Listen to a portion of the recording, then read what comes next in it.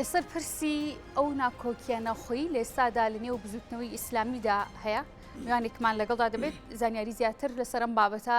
لە زاری خۆیانەوە وەردەگرین بەڕێز عەتا شێخلەتیف بەڕێزیان بەرپرسی مەڵبەندی سلێمانی بزوتنەوەی ئیسلامی کوردستان ڕاستەوخۆ لێر لە ستۆدیۆ میوانی ئێمن مامۆستا زۆر سپاس بۆ ئامادەبوونت ئەو کێشە ناوخۆیانە چێ ئێستادا لە بزوتنەوەی ئیسلامیدا هەیە؟ بسم الله الرحمن الرحيم الحمد لله الصلاة والسلام على رسول الله سرتا دەستخۆشی بۆم دیدارە بەنسبەت کێشەی ناوخۆیی لەناو ئەحزابەکانی کوردستانە هەرەوە نییە بڵێن کێشەیەک بێت تەنها بزوتنەوەی ئیسلامی بێ و تاگە کێشە بەر یەکەم هەواڵی جەنابەت کە خوێنتەوەی نامەکەی کاک پاڤێڵ دیارە دەلالە دەکات دیارە لە کێشە لە ناو هەموو لایەنەکانە هەر هەبوو بەڵام بەنسبەت بزوتنەوەی ئیسلامیەوە ئێمە کێشەیەکی ئەوتۆمان نەبووە ڕاست ئێمە بیر و ڕای جیاوازمان هەبوو بزوتنەوەی ئیسلامی بزوتنەوەی بۆکەوە زۆربەی زۆری فکرەکانی تێدا بۆ زۆربەی زۆری ڕائجیاوازەکانی تێ بە بەڵام لە ژێر یەک سەرکردە و لە ژێر یەک ڕایەت و لە ژێرێک عالەم و لا ئیلاهە ئیلا الله کە عالەمی لا ئیلاهە ئیلا الله بووە ئەوەی کە ئێساش ڕوئەدا دیارە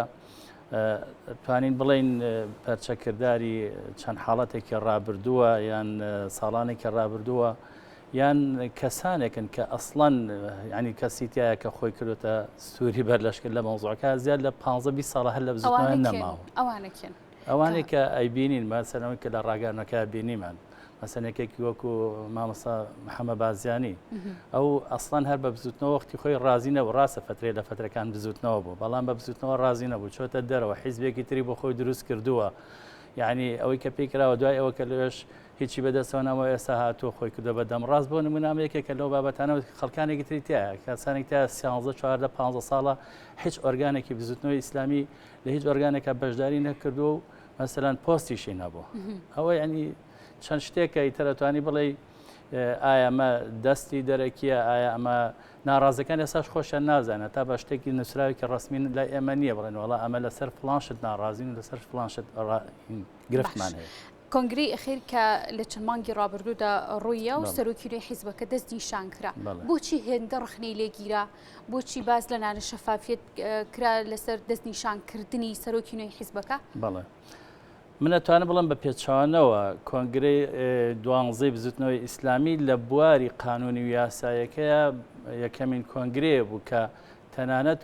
نوێنەری کۆمیسیۆنی بەغاشی تا بەشدار بوو نوێنەری وەزارەتی ناوخۆ بەشدار بوو نوێنەری مەحافەزە تا بەشدار بوو نوێنەری دادگاکانی هەرێمی کوردستان تا بەشدار هەمووی چاودێرێک یعنی پرۆسەیەک وەکوی کە پرۆسەی بە دەنگدانەکە و جاکردنەوەی ئەسواتەکان هیچ ئەشکالێکی تیان نەبوو ئەوە مەسەلەن دادگا وەڵامی داوەتەوە کە ئەم پرۆسەیەک بە زۆر ڕێکوپێک بە زۆر شەفا بۆ وەکو بە ڕێچوونی پرۆسەکە بەشداریکردنی ئەندامان چی بۆ کەم و کۆڕیتیا بۆ ئەمە بابەتێکی ترە جایەکێک لەو بابەتانە و برانی تر کە بڵێن ئێستا ناڕازیتە ئەسڵ هەر خۆی ئەندامی کۆنگرە نەبووێت تۆ کە ئەندامی کۆنگرە نەبی لە چی ناڕازیت بەڕاستی یعنی اینجا ڕابەریش کە لەویا بە زۆرینەی دەنخۆ هەموو ڤیدۆکان ماوەتەوە ئەمە یەک کاندیدمان هەبوو کە بەڕێز کاک حاجی کامیل بوو کامیلی حاجی عەلی بوو یاسایەکمان هەیە هەم یاسای ئێمە شەرعیە هەم یاسایەکی قانونیشە هەر کەسێ ببێتە ڕابەری حیزب ئەبێ 50 دەنگەکان بێنێت کە ئەمە پێوترێ ئەکسەریک ئەقەلی ئەکسەریش ینی تر لەوە 50 بەدەستێنە بەڕێز باش دادگا ئەوە محکەمە ئەوە هەموو شتەکان ماوە باشە ئێستا ئەم باڵی دیکە گەرباسی لەوە بکرێت ئەم ناڕازیانە کە لەنێو بزوتنەوەی ئیسلامیدا جیابوونێتەوە داوای ڕابەرێکی دیکەکەن داوا دەکرد کە بشێک لە مەڵبەندەکانی شتەنانێت بشێک لە لایەنگرانیان بەیعەتیان داوە بەم سەرکردی نوێیە کە بەڕێز مامۆستا عیرفانە باسی لێوە دەکەن داوای چی دەکەن ڕخنەی ئەوان چییە؟ ئەمەی کە جیابوونێتەوە کامیل بڵێ بڵێ ئەوان بڵێن ئەوەی کە داوایان کردووە بە حساب ناڕازین لە دەرەنجامی کۆنگرە دەرەنجامی کۆنگرە ئەمە کۆنگرە دوێنێ نەمان کردو تا بڵێمە 8 مانگ لەمەوە پێش کۆنگرە کراوە ڕێک ئەمڕۆ 8 مانگ لەمەوە پێشەوە کۆنگرەیە کراوە ئەم 8 مانگە بۆچی دەنگێک نەبوو بۆچی ناڕەزایەتێکی بەو شوێ نەبوو کە ئێستا ئەمڕۆ دروست بووە ئەمە خاڵێکیان خاڵی دووەمیشان کۆمەڵە شت باس کراوە ڕڵێ مەوزوعی ڕابەرە لەبەرەوەی کاک بەڕێز جەنابی حاجی عیرفان کێساک بۆتەوە بەڕابەر بە زۆرینەی دەنگی ناو کۆنفرانس و ناو کۆنگرەکە هەڵبژێرداوەتەوە ئەو ملاحەزەی لەسەر ئەو بابەتە هەیە لەبەرەوە ئێمە یەک کاندیدمان هەبوو لە پرۆسەکە یە کاندیدا بوو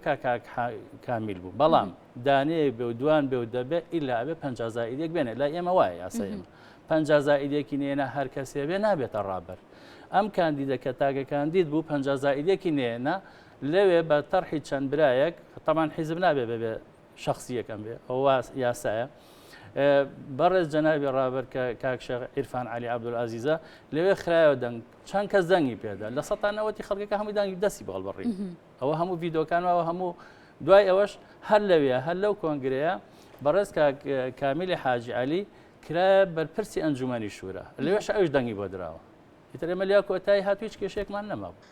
دێمەوە ناو پرس و بابەتەکەی ئەمڕۆ کێشە ناوخۆیانی لە نێو بزوتنەوەی ئیسلامی کوردستاندا هەیە مامۆستا ناوبەناو ئەو بڵاو دەکرێتەوە کە بەشێک لە مەڵبەندەکان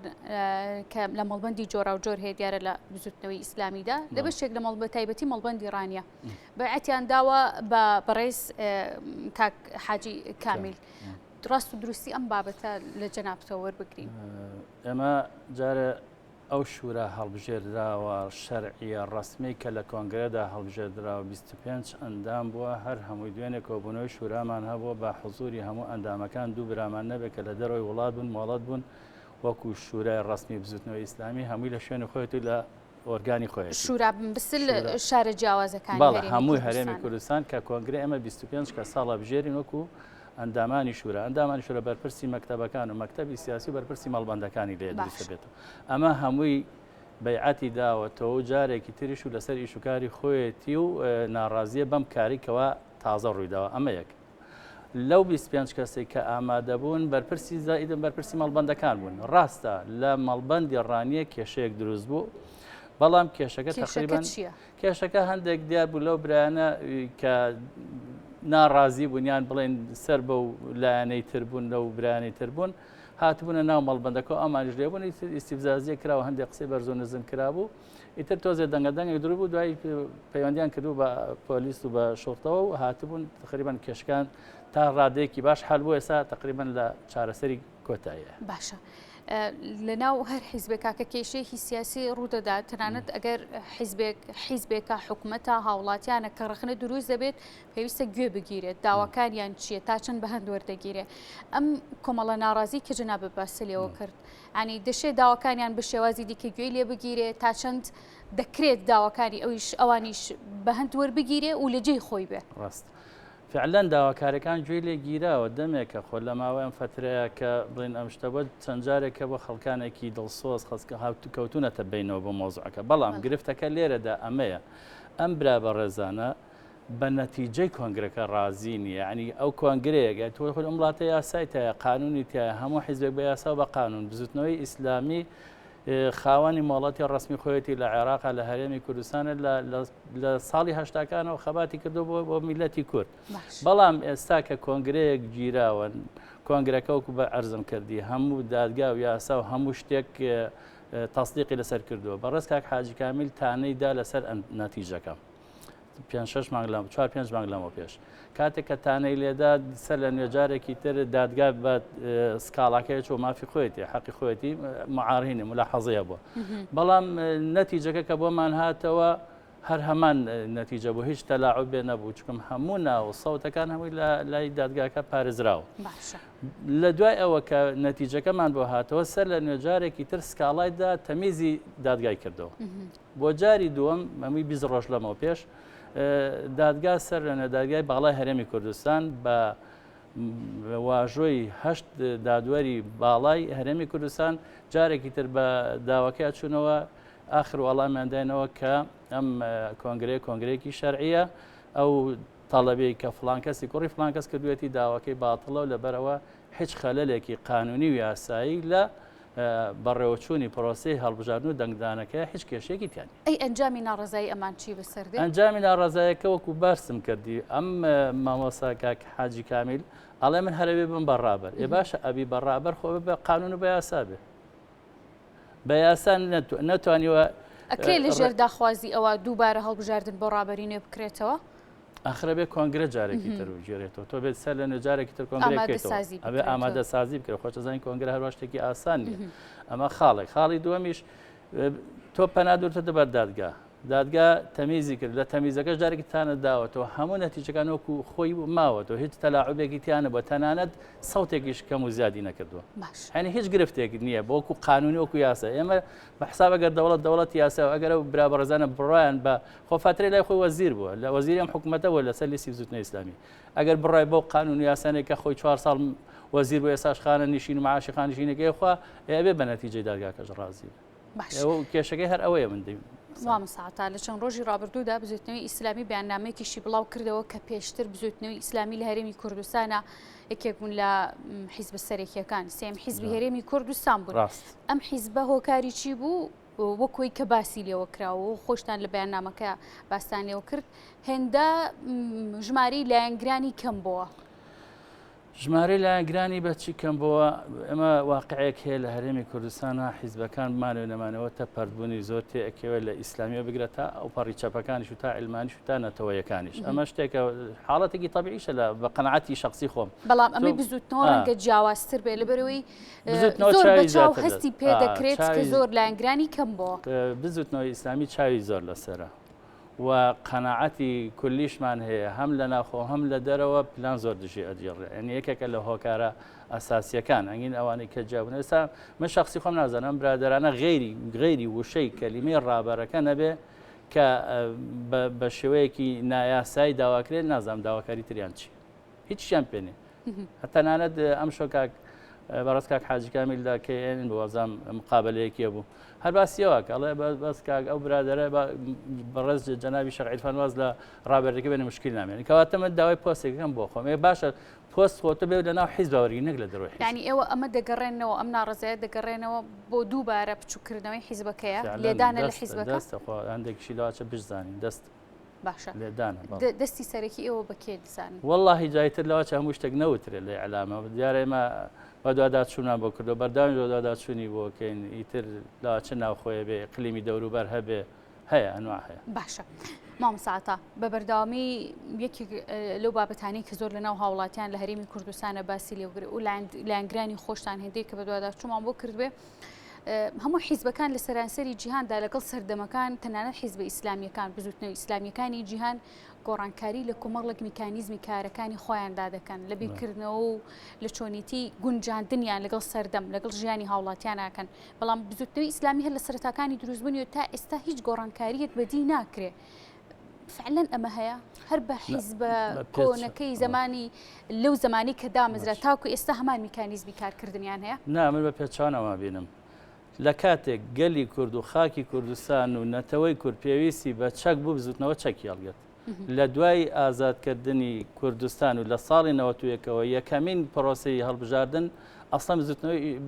ئیسلامی بەشداری تێدا کرد و تەنانەت کاندیدیا بوو بۆ ڕابەرایەتی هەرێمی کوردستان لیستی تایبەتی خۆی هەبوو هیچ پرۆسەیەکی هەڵبژاردن نەبوو بزوتنەوەی ئیسلامی وەکو پرۆسە مەدەنیەکان بەشداری تێدا نەکردبێ سەردەمی چەک ئەو کاتە پێویست بوو کە ڕژێم هەبوو کاتێکە میلەت ئازاد کراوە ئێستا بزوتنەوەی ئیسلامی بەم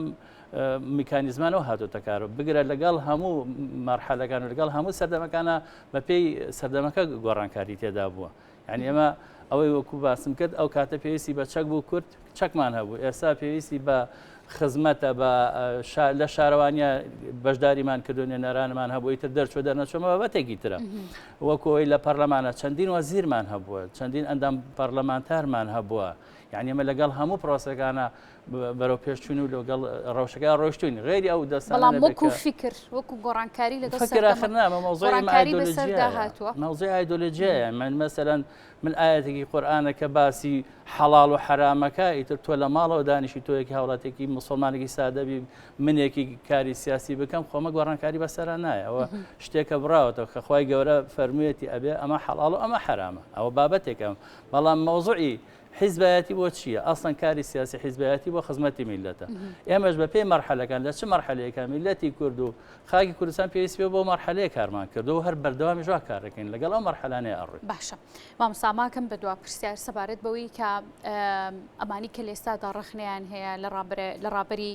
بزوتنەوەی ئیسلامی دایانێ ڕابەرێکی نوێ بهێنە پێشەوە ئەمانە ئەگەر بیانەوێت دەتوانن وەکو ئەندام لەناو بزوتنەوەی ئیسلامیا بمێنەوە یاخود بزوتنەوەی ئیسلامی دەستبەرداریان دەبێت ئێمە هینمان لەسەر هیچ برایەک نییە ناڕزایەکی خۆی دەڕێ قەیچێکە هەر بابێت لە کۆنگرەیەکی تری ڕۆژنامە ئەوانیە بڵێ کاکە بابێت داواکاریەکانی خۆی لەناو حیزب ئێمە ئەمەمان پێوتووە چەند کەس کەوتوتە بینەوە قسەی هێنا قسە ئەڵێن داواکار هەر کەسێ داواکاری خۆی هەبێ بێ لە ناو حیزبە داوایکە نەک لە دەرەوەی حیزبەوە نەک بە زەخت و فشار نەک بە پێشێلکردنی قانون و یاسا پێشتر لە ناو حیزبات ئەم داوایان ئاڕاستی حیزب و ڕابەر نەکردووە داواکاریەکان ناڵم خەڵک کەوتۆتە بینەوە بەس تەنها لەسەر یەک شت ئەتوانم بەڵام شتەکان بە بنبەست گەیشتەوە ئەو مەوزوعی ئەوەیە کە بتێ بە زۆر بچیتە شوێنە کە ناکرێت ئەمە نە شەرع نە قانون ئێمە ئاڵین یاسامان هەیە پەیڕەومان هەیە لە پەیڕۆ لا نادەین پەیڕە و ئەم پەیڕۆژ لەسەر شەرع دانراوە شەرعیش ئەڵێ هەر کەسێ ئەبێتە کۆمەڵێکی مسلمان کۆ ئەبنەوە براگەورەیەکیان هەبێ ئەبێ 50 زائیدیەکی بێنێ تەنانەت پێش کۆنگرەکە بە چەند ڕۆژێک من خۆم هەر ئەندامی شورا سەرکردایەتی بووم هەموو ئەو 20 ئەندامێکەوە ئەندامی شورا بوون و ئەندامی سەرکردایەتی بوون بە بەڕست کاک حاجی کامیلشەوە هەموو ئیمزامان کردەوە بە دەرەنجامی کۆنگرە ڕازی بین ئێستا ڕازی نییە ئەتوانێت کاتێک لە ناو خۆی حیزب بێتەوە لە ناو خۆی داوا بکە ئێمە هەم برایەکی بەڕێزی خۆمانم خام بوون و خەباتێکی زۆری هەیە و یعنی لاواچە بڵم کێشەی ئەو لەگەڵ کێشەی کۆمەڵە خەڵکی ترە جیاوازە بەڕاستی ناخۆشە بە تایبەتی بۆ شخصی کاک حاجی کامیل چونکە بەڕاستی ئەو جیاوازە ئەتوانێت ئێمە تاڵبی قەیچێکە خۆ دوو کۆنگرەیتر خۆی مڕاشا کرد و هەر دەرنەچۆ مە سێم جارە قەیچەکە بابێت لە کۆنگرەی چوارەمە خۆی مڕاشەکە باشە مامۆستا هەرچەنە دوا پرسیارم لێ کردی بەڵام هەڵبژاردننی پەرلەمانی کوردستان لە ڕێیەکەوە بڕیار بۆ مانگی دەیەبێ بەڵام دواخرا بە کۆمەڵی کۆکار لە هەڵبژاردننی داهاتوودا کاندیدتانەبێ بۆ پەرلەمانی کوردستان ئەڵێ زۆر سپاس بۆ بەڕێز عتا شێخ لەتیف کە بەڕێزیان بەرپرسی مەڵبەندی سلێمانی بزوتنەوەی ئیسلامی بوون ڕاستەخۆ لێرە دەستخۆشی بە جەنابیشتان زۆر سپاس